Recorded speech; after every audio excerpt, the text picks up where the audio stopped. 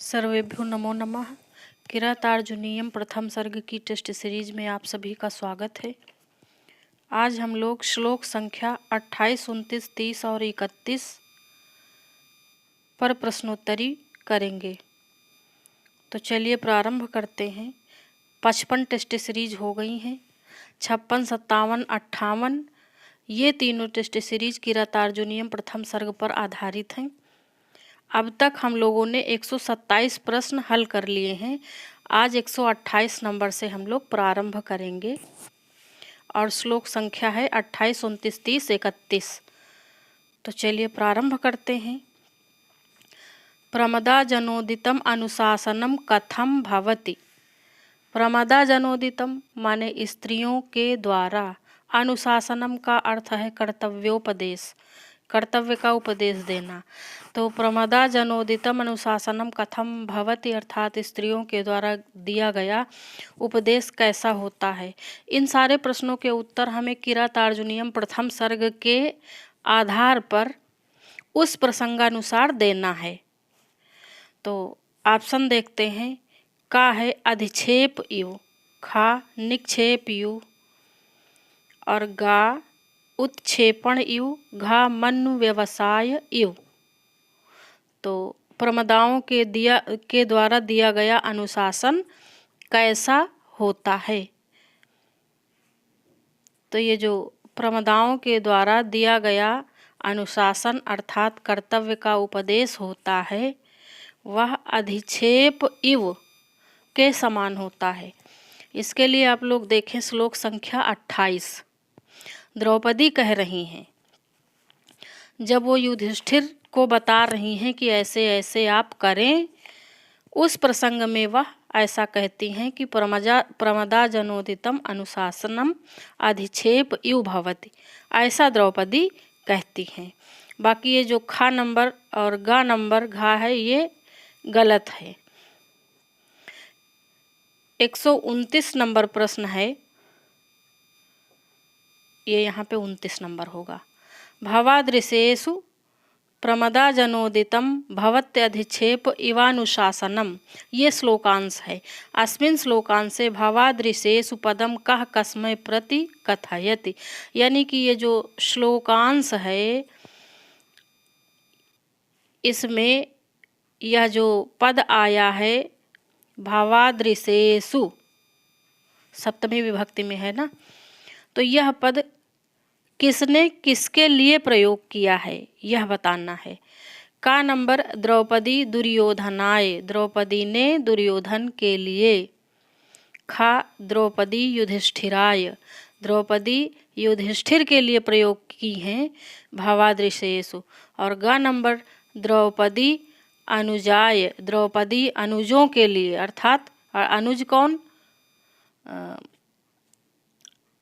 युधिष्ठिर से छोटे भाई। और घा नंबर दुर्योधन युधिष्ठिराय, दुर्योधन ने युधिष्ठिर के लिए भवादृशेषु शब्द का प्रयोग किया है। तो इसमें क्या सही होगा। तो 129 नंबर प्रश्न में भवादृशेषु पद का प्रयोग द्रौपदी ने युधिष्ठिराय, युधिष्ठिर के लिए प्रयोग किया है। भवादृशेषु यानी कि आप जैसे अर्थात युधिष्ठिर जैसे राजा लोगों को प्रमदा जनोदितम, प्रमदाओं के द्वारा दिया गया कर्तव्योपदेश अधिक्षेपयु अर्थात अपमान के समान होता है। ये है पूरी पंक्ति। 130 नंबर प्रश्न है, भवादृशेषु पदे सप्तमी भवति, ये जो भवादृशेषु पद प्रयुक्त किया गया है द्रौपदी के द्वारा युधिष्ठिर के लिए, इस पद में जो सप्तमी विभक्ति हुई है वह किस सूत्र से हुई है ऐसा पूछा जा रहा है। तो का नंबर आधारोधिकरणम से, खा यस्य चा भावेन भाव लक्षणम से, गा सप्तम में अधिकरणे चा से और घा सति सप्तमी से। तो भवादृशेषु में सप्तमी विभक्ति का कारण कौन सा सूत्र है 130 नंबर प्रश्न में बताएं। तो इसमें होगा सप्तम में अधिकरणे चा अर्थात ग नंबर उत्तर आपका सही है।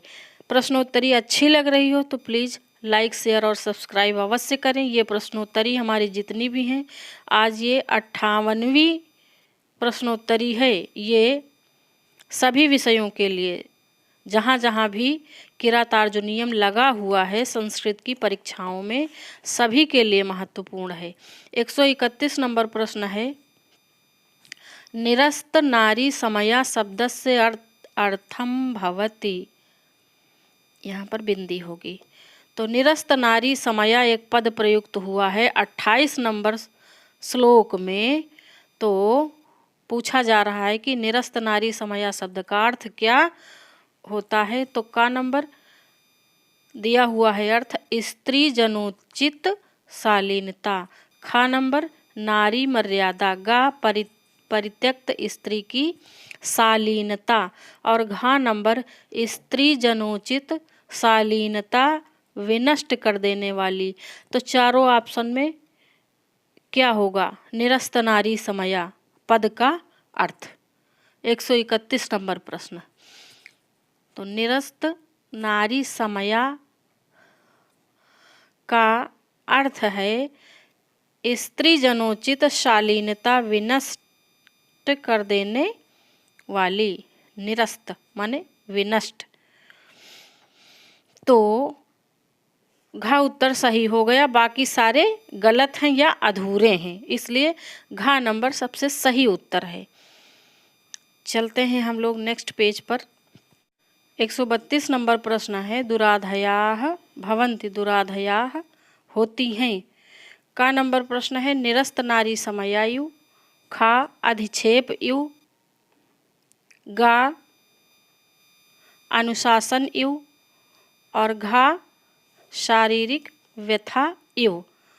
तो जो दुराधयाः होती हैं वह कैसी होती है? निरस्त नारी समया इव होती हैं। निरस्त नारी समया इव का अर्थ इसके पहले प्रश्न में बताया गया है, यानी कि स्त्री जनोचित शालीनता को विनष्ट कर देने वाली होती हैं दुराधयाः। कैसी होती हैं? निरस्त नारी समयायु यानी कि स्त्री जनोचित शालीनता को विनष्ट कर देने वाली होती है। ऐसा कौन कह रहा है?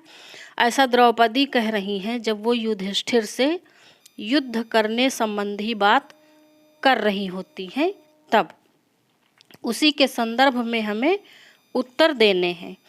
अगला 133 नंबर प्रश्न है, तथापि वक्तुम व्यवसायन्ति माम श्लोकांसे व्यवसायन्ति क्रियापदस्य कर्ता कः। तो यह जो श्लोकांश दिया है, तथापि यानी फिर भी, वक्तुम कहने के लिए, व्यवसायन्ति माने मुझे प्रेरित कर रही हैं। तो यहाँ पर ये जो व्यवसायन्ति क्रियापद आया है, इस क्रियापद के कर्ता कौन हैं? स्त्रीलिंग या पुल्लिंग दोनों में हो सकते हैं। तो का दुर्योधनः। खा द्रौपदी। गा युधिष्ठिरः। घा वनेचरः। तो यहाँ पर उत्तर होगा द्रौपदी, क्योंकि यह श्लोक द्रौपदी से ही संबंधित है। द्रौपदी उत्तर होगा इसमें। और 134 नंबर प्रश्न पर हम लोग पहुंच गए हैं। तो प्रश्न है, दुराधयाः सन्ति। दुराधयाः होती हैं। तो यदि दुराधयाः पद का आपको अर्थ पता होगा तो इस प्रश्न का उत्तर देने में कोई समस्या नहीं होगी। और अर्थ तभी पता होगा जब आपको श्लोक अच्छे से उसका अर्थ, उसकी व्याकरण पता होगी तब। तो दुराधयाः होती हैं का दुर्दांताः शारीरिक व्यथा, यानी दुर्दांत का अर्थ है असहनीय, दुस्सह। तो दुस्सह शारीरिक व्यथा होती हैं दुराधयाः।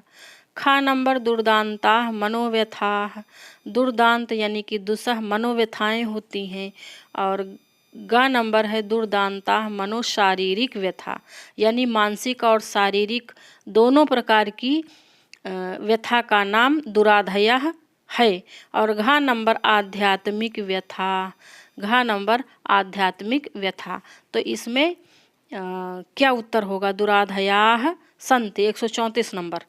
तो खा नंबर इसमें उत्तर होना चाहिए, यानी कि दुराधयाः दुर्दान्ताः मनोव्यथाः सन्ति।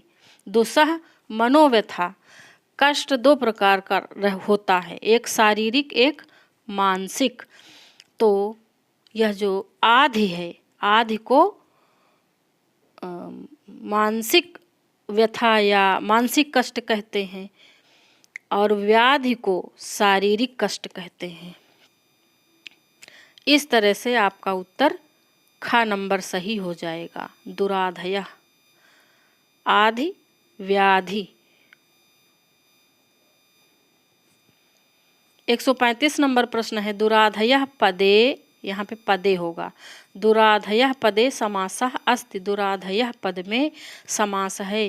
का कर्मधारय, खा तत्पुरुषः, गा बहुब्रीहि, घा प्रादि तत्पुरुषः। तो इसमें कौन सा समास होगा? 135 नंबर प्रश्न में होगा प्रादि तत्पुरुषः। प्रादि उपसर्ग लगा है ना, इसलिए प्रादि तत्पुरुषः होगा। इन सभी बातों का ध्यान रखेंगे तो समास कभी आपके गलत नहीं होंगे। अब 136 नंबर प्रश्न पर हम पहुंच गए हैं। आखंडल तुल्य धामभिः पदे समासः अस्ति। आखंडल तुल्य धामभिः, इस पद में समास बताना है। का आखंडल तुल्यः धामानि येषां बहुव्रीहि। खा आखंडलेन तुल्य धामानः सुप्सुपा समास। और गा द्वौ अपि, ये आ है अवग्रह वाला। और घा नंबर में दिया है, घा में ऑप्शन दिया है केवल खा, यानी आखंडलेन तुल्य धामानः सुप्सुपा समास। तो इसमें 136 नंबर में क्या सही होगा? तो इसका उत्तर है द्वौपि, यानी इसका विग्रह दोनों प्रकार से किया गया है और दोनों ही विग्रह सही हैं। का नंबर में जो विग्रह किया गया है आखंडल तुल्यः धामानि येषां ते बहुव्रीहि, यह भी होगा। और खा नंबर आखंडलेन तुल्य धामानः सुप्सुपा समास, दोनों तरह से यह सही है, इसलिए गा नंबर ऑप्शन सही किया गया है द्वावपि। और अगले पेज पर हम लोग अब चल रहे हैं। 137 नंबर प्रश्न पे आ गए हैं। अभी हम लोग अब 29 नंबर श्लोक से हमने प्रश्नोत्तरी प्रारंभ कर दी है। तो 29वां श्लोक कौन सा है, एक बार देख लिया जाए। 29 नंबर श्लोक है, अच्छा, अखंडमाखंडल तुल्य धाम भी वाला श्लोक है। चिरम धृता भूपति भी स्ववंशजैः त्वयात्महस्तेन महीम मदच्युता मतंगजेन स्रग विवाप वर्जिता। यानी कि द्रौपदी कह रही हैं कि आखंडल तुल्य धाम भी, यानी कि कैसा राज्य था आखंडल तुल्य, यानी कि इंद्र के समान था, इंद्र के यहाँ के शासन के समान था, प्रभावशाली, इंद्र के समान प्रभावशाली अपने वंशजों के द्वारा चिरकाल तक अखंड रूप से पालित पृथ्वी को आपने वैसे ही अपने हाथों से गंवा दिया या फेंक दिया, जैसे मतंगजेन यानी कि मतवाला हाथी अपने जो उसके गले में पुष्पमाला होती है उसको फेंक देता है। ऐसा द्रौपदी युधिष्ठिर के लिए कह रही, मतंगजेन से उनकी तुलना कर रही, किसकी? युधिष्ठिर की। तो 137 नंबर प्रश्न हम लोग हल करते हैं। आखंडल तुल्य धाम भी कस्य वंशजाः सन्ति, यानी कि इंद्र के तुल्य, इंद्र के धाम के तुल्य, यानी ऐसा सब अच्छा अच्छा था जैसे इंद्र के यहाँ। इस प्रकार के वंशज किसके थे? का दुर्योधनस्य, खा युधिष्ठिरस्य, गा द्वौपि, घा ना किमपि। तो ये प्रश्न थोड़ा सा कंफ्यूज करने वाला, क्योंकि जब वंशज की बात हो रही है तो वंशज तो युधिष्ठिर और दुर्योधन के एक ही होंगे, लेकिन भारवि ने इस प्रसंग में युधिष्ठिर के वंशज का ही नाम लिया है या चर्चा की है द्रौपदी के द्वारा। तो युधिष्ठिरस से इस प्रश्न का उत्तर हम सही करेंगे। फिर अगला है 138 नंबर प्रश्न। त्वयात्महस्तेन महीम मदच्युता अस्मिन् श्लोकांसे त्वया पदः कस्मै प्रयुक्तः। यानी कि ये जो त्वया पद आया है वह पद किसके लिए प्रयोग किया गया? का द्रौपदी, खा युधिष्ठिर, गा वनेचर, घा दुर्योधन। तो अभी अभी हमने अर्थ बताया था, तो अर्थ से ही क्लियर हो गया कि यह यहाँ पर जो ये त्वया पद आया है ये किसके लिए प्रयुक्त किया गया। प्रयुक्त करने वाली द्रौपदी है, और किसके लिए प्रयोग किया है? तो प्रयुक्त करने वाली द्रौपदी, इसलिए यह तो पहला का उत्तर तो होगा ही नहीं। तो द्रौपदी जब प्रयुक्त कर रही हैं तो वो युधिष्ठिर के लिए कर रही हैं। त्वयात्महस्तेन, द्रौपदी सारी बात सारा कुछ युधिष्ठिर से ही डिस्कस कर रही हैं, क्योंकि जब ये लोग जीतेंगे तो राजा युधिष्ठिर ही बनेंगे। युधिष्ठिर ज्येष्ठ हैं, इसलिए शासन संबंधी सारी बातें द्रौपदी युधिष्ठिर से ही कर रही हैं। तो यहाँ पर त्वया पद युधिष्ठिर के लिए आया है। 139 नंबर प्रश्न है। आखंडल तुल्य धामभिः वंशजैः द्वारा चिरम धृता का आखंडल तुल्य धामभिः, यानी कि इंद्र के समान प्रभावशाली जो शासन है वंशजई अपने वंशजों के द्वारा, उन वंशजों के द्वारा चिरम धृता का चिरकाल तक, धृता माने धारण की गई, का माने क्या धारण किया गया। तो का नंबर है आखंडल, खा आखंडल तुल्य धाम भी, गा सृजम, यहाँ पर सृजम होगा, सृज यानी माला, और खा अखंड महीम। तो 139 नंबर प्रश्न में क्या उत्तर होगा? तो इसमें यदि आप अच्छे से अर्थ जाने रहेंगे तो आपको उत्तर देने में कोई भी तकलीफ नहीं होगी, परेशानी नहीं होगी, अच्छे से उत्तर दे पाएंगे। नहीं तो आप कंफ्यूज रहेंगे।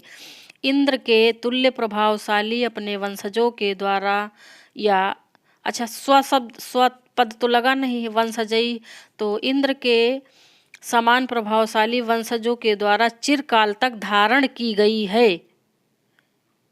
तो आखंडल माने अखंड, तो क्या अखंड धारण की गई? अखंड नहीं धारण किया। अखंडल का मतलब, आखंडल का अर्थ होगा इंद्र, तो इंद्र तो धारण किया नहीं गया है। और ये जो आखंडल तुल्य धाम भी इंद्र के समान प्रभावशाली, यह भी नहीं उत्तर समझ में आ रहा।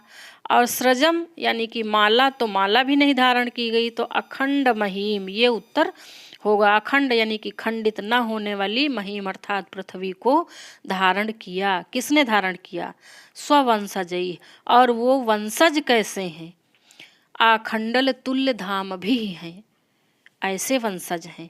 ऐसा द्रौपदी कह रही, हम नहीं कह रहे। आखंडल तुल्य धाम भी स्ववंशजई। फिर 140 नंबर प्रश्न पर हम लोग आ गए हैं। और प्रश्नोत्तरी अच्छी लग रही हो तो प्लीज़ लाइक, शेयर और सब्सक्राइब अवश्य करें।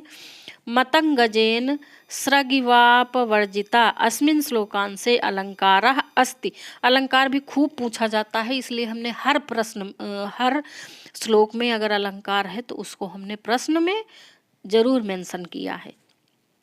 का उत्प्रेक्षा, खा उपमा, गा मानवीकरण, घा स्वभावोक्ति। तो इसमें 140 नंबर प्रश्न में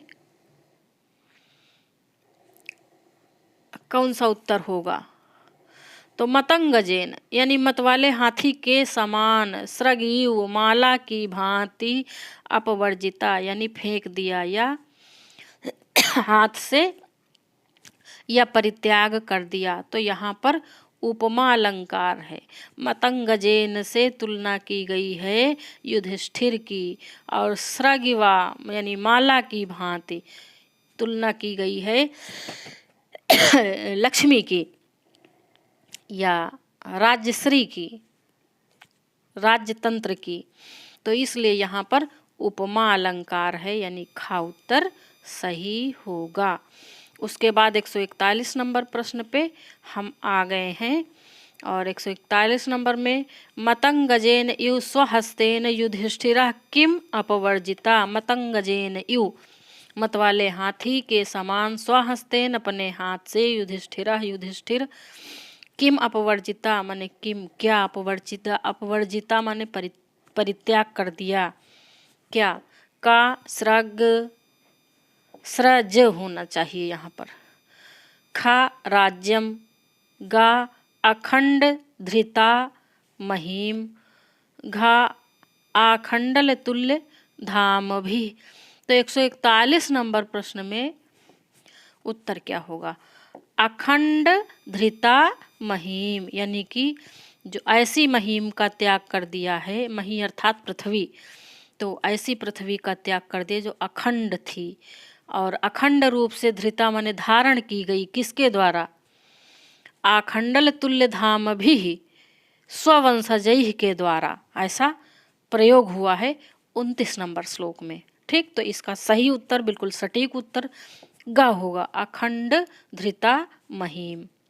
राज्यम का उल्लेख नहीं है श्लोक में, और सृज का उल्लेख तो है, लेकिन धारण करने के अर्थ में नहीं है।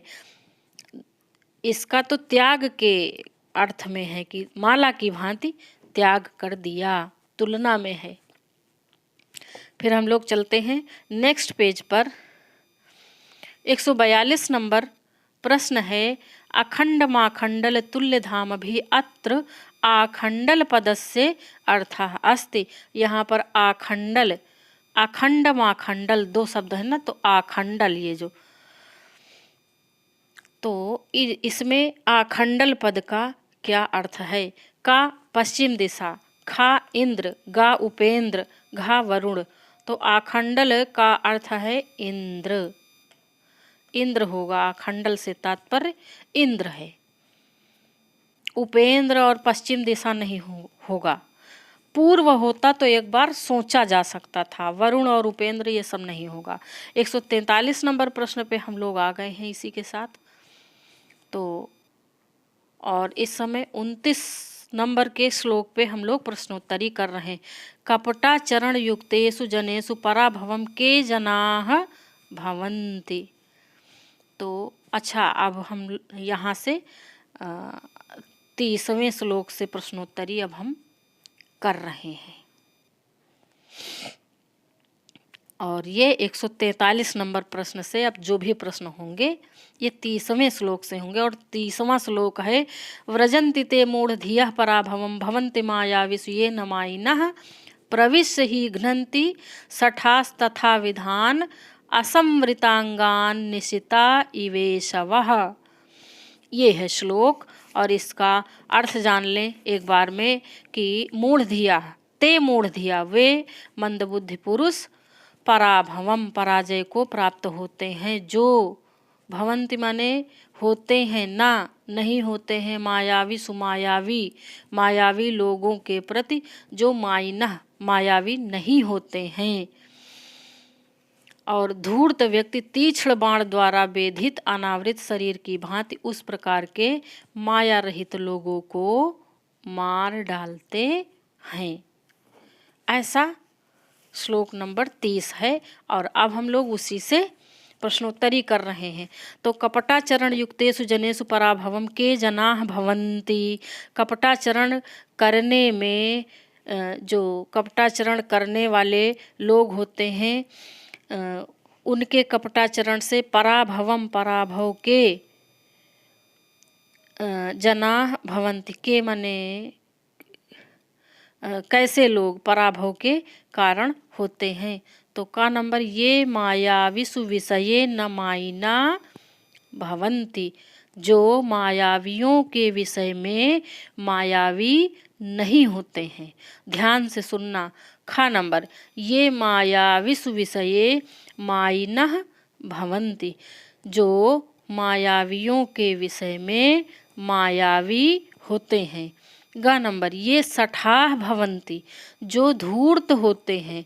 और घ नंबर ये संवृतांगान भवन्ति, जो संवृत अर्थात संवृत का अर्थ होता, संवृतांगान का अर्थ होता है कवच इत्यादि से ढके हुए शरीर वाले, और असंवृतांगान से तात्पर्य है कवच आदि से न ढके हुए शरीर वाले।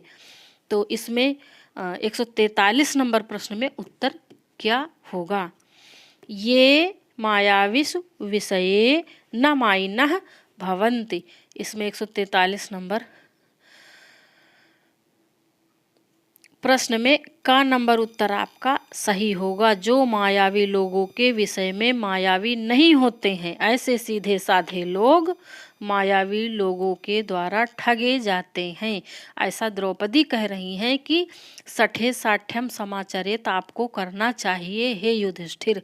यानी दुर्योधन मायावी है, कपटी है, धूर्त है, उसके साथ आप भी वैसा ही बर्ताव करें, अन्यथा आप मूढ़धिया पराभवम होंगे, ऐसा कह रही हैं। तो 143 नंबर प्रश्न का उत्तर होगा ये मायाविषु विषये न मायिना भवन्ति, ऐसे जना पराभवम भवन्ति, पराजय को प्राप्त होते हैं। अच्छा भी है इसमें। तो 144 नंबर प्रश्न पे हम लोग आ गए। और प्रश्नोत्तरी अगर आपके मतलब की लग रही हो, ऐसा लग रहा हो कि प्रश्न ठीक ठाक दिए जा रहे हैं, प्रश्नों पर मेहनत हो रही है, तो आपको लाइक करना चाहिए।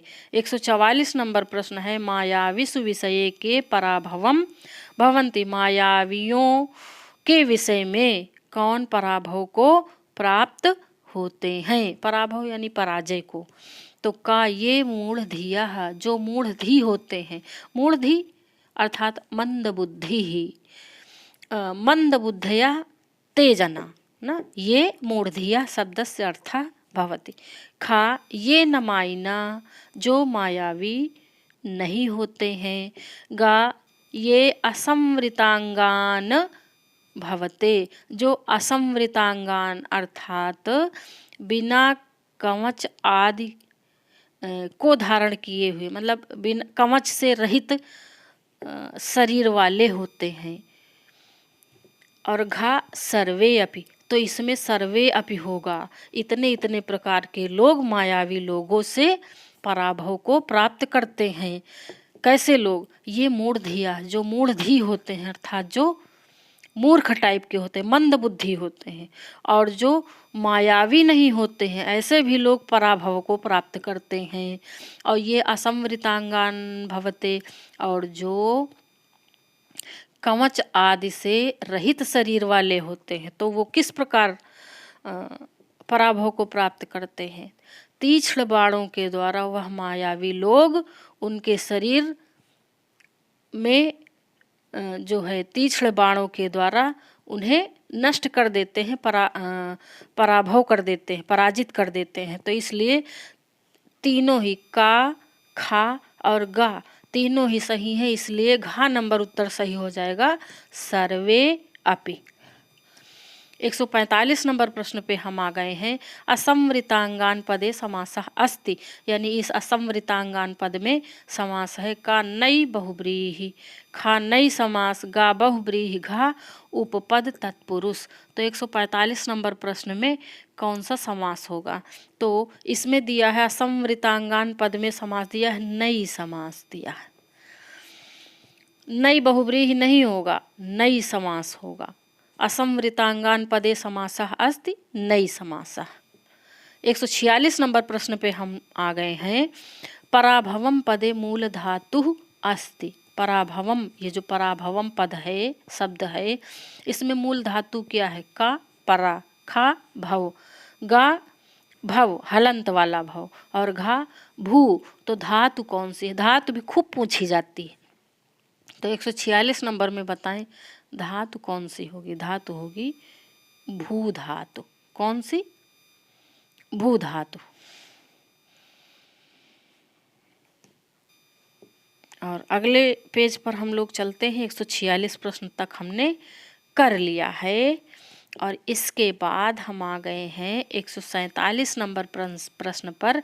असंवृतांगान निशिता इवेशवः, ये श्लोकांश है। अस्मिन् श्लोकांशे अलंकार अस्ति, इस श्लोक में श्लोकांश में अलंकार है।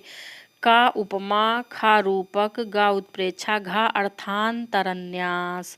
तो 147 नंबर प्रश्न में होगा उपमा। असंवृतांगान कैसे? जो सीधे साधे लोग होते हैं वह दुष्ट धूर्त लोगों के द्वारा वैसे ही ठगे जाते हैं या पराजय को प्राप्त करते हैं जैसे असंवृतांगान यानी कि कवच आदि के द्वारा न ढका हुआ शरीर तीक्ष्ण बाणों से, निशिता माने तीक्ष्ण, इव ईसवः, ईसव माने होता बाण, जैसे तीक्ष्ण बाण के द्वारा असंवृत शरीर को नष्ट कर दिया जाता है, वैसे ही सीधे साधे लोग धूर्त लोगों के द्वारा नष्ट कर दिए जाते हैं। इसलिए यहाँ पर उपमा अलंकार है। आज की टेस्ट सीरीज में जितने चारों भी जो श्लोक हैं जिन पर प्रश्नोत्तरी हुई है उनमें सब में उपमा अलंकार है। 148 नंबर प्रश्न है, सठाह सज्जन पुरुषान तथा विधान घ्रंति यथा। जो सठाह सठ धूर्त होते हैं वो सज्जन पुरुषान सज्जन पुरुषों को तथा विधान माने उसी प्रकार से घ्नंति मार डालते हैं यथा जैसे। का नंबर प्रविश्य ही घ्नंति सठास तथा, और खा नंबर में दिया है भवंति मायाविषु ये न माइनः, और ग नंबर में दिया है व्रजन्ति ते मूढ़धियः, और घा असंवृतांगान निशिता इवेशवः। तो कैसे मार देते हैं? तो प्रविश्य ही घ्नन्ति, प्रवेश करके धूर्त लोग मार देते हैं। भवंति मायाविषु ये न माइनः, जो मायावी लोगों के साथ मायावी नहीं होते हैं। और व्रजन्ति ते मूढ़धिया, वह लोग मूढ़धि अर्थात मूर्ख होते हैं, मंद बुद्धि होते हैं। असंवृतांगान्यु, बिना कवच आदि से ढके हुए शरीर को जैसे ईशिता माने निशिता माने तीक्ष्ण, ईशव तीक्ष्ण बाण के समान। तो इसमें सबसे सटीक उत्तर है घा नंबर। यथा यथा असंवृतांगान निशिता इवेशवः, यह उत्तर आपका सही होगा। और चलते हैं हम लोग अब 149 नंबर प्रश्न पर। ये रहा 149 नंबर प्रश्न। असंवृतांगान ईशिता इवेशवः अस्मिन् श्लोकांशे निशिता पदस्य समानार्थी अस्ति। निशिता पद का यहाँ पर षटकोण वाला सा होगा, यानी कि मूर्धन्य सा होगा। तो निशिता पद का समानार्थी बताना है। का बाणः, खा माला, गा खुला, घा तीक्ष्ण। तो निशिता पद का अर्थ है तीक्ष्ण और ईसव का अर्थ है बाण। तो ये बहुत कठिन नहीं है, लेकिन कुछ शब्द ऐसे होते हैं जिनके अर्थ पूछे जाते हैं। चलते हैं हम लोग नेक्स्ट पेज पर। अब ये देखिए 31 नंबर श्लोक है, इसको हमने लिख दिया था, बाकी श्लोक हम लिखना भूल गए थे, इसलिए हमें ऐसे ही आपको बताना पड़ा। तो 31 नंबर श्लोक है, गुणानुरक्ताम अनुरक्त साधना कुलाभिमानी कुलजाम नराधिपः परैस्तुदन्या का इवापहारयेन मनोरमाम आत्मवधूमिव श्रियम।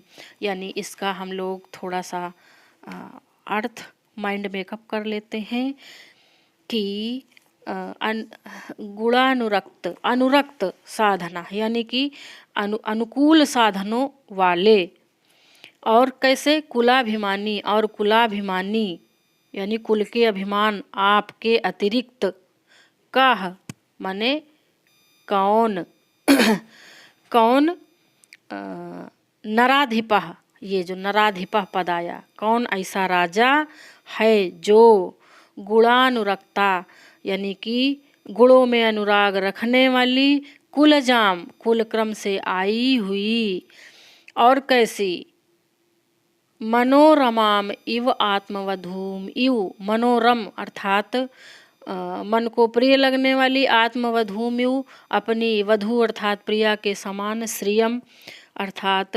लक्ष्मी का, अपहारये माने अपहरण कराएगा, ऐसा द्रौपदी कह रही हैं।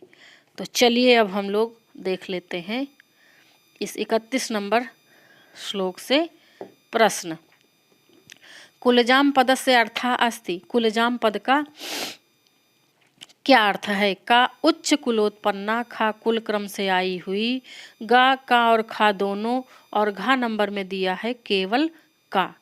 तो कुलजाम पद से अर्था अस्ति, का और खा दोनों ही अर्थ होंगे, यानी उच्च कुलोत्पन्ना या कुल क्रम से आई हुई, ये का नंबर और खा नंबर दोनों उत्तर सही है, इसलिए गा नंबर उत्तर सही होगा।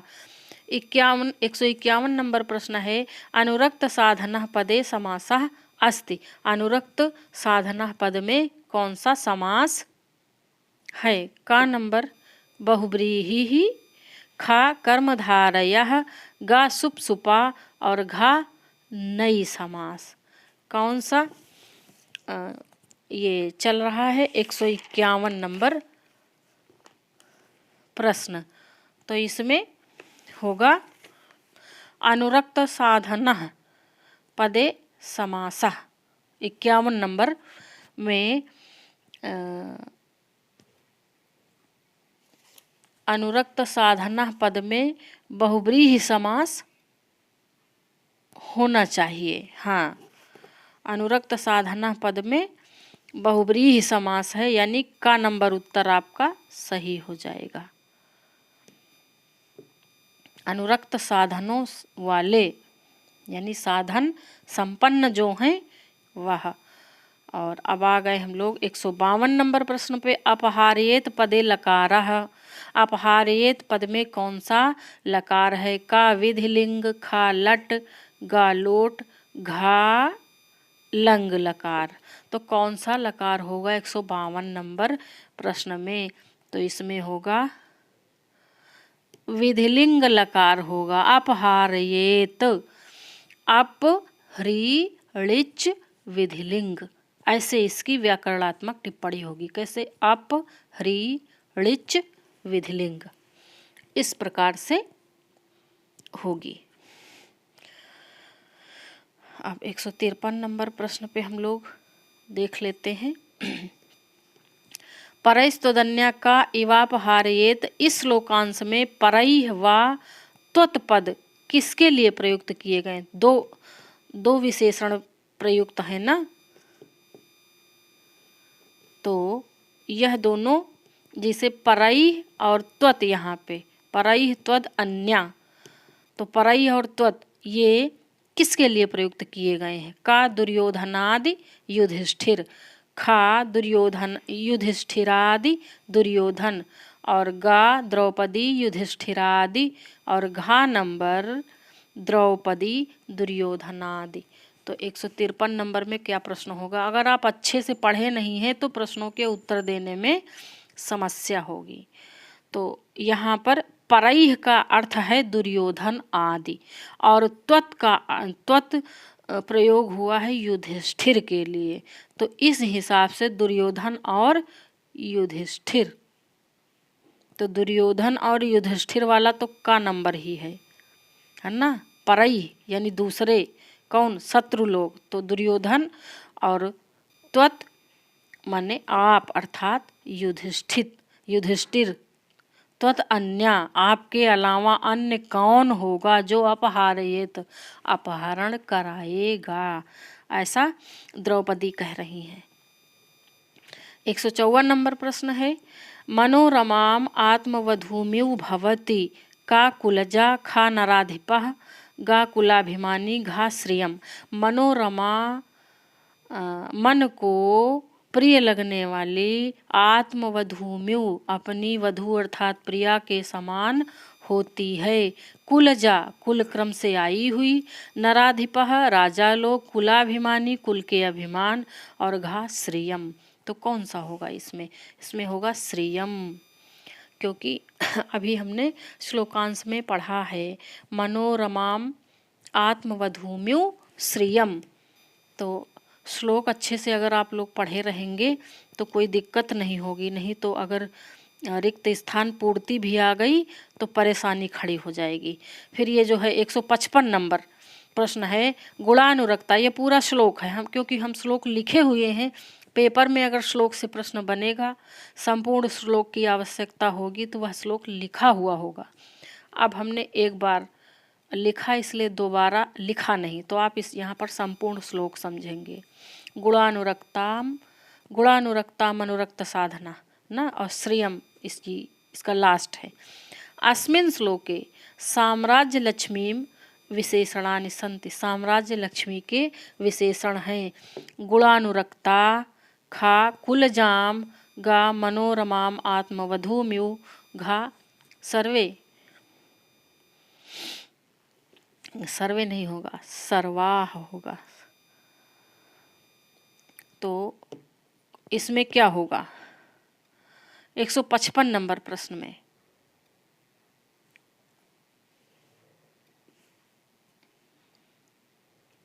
इसमें होगा सभी,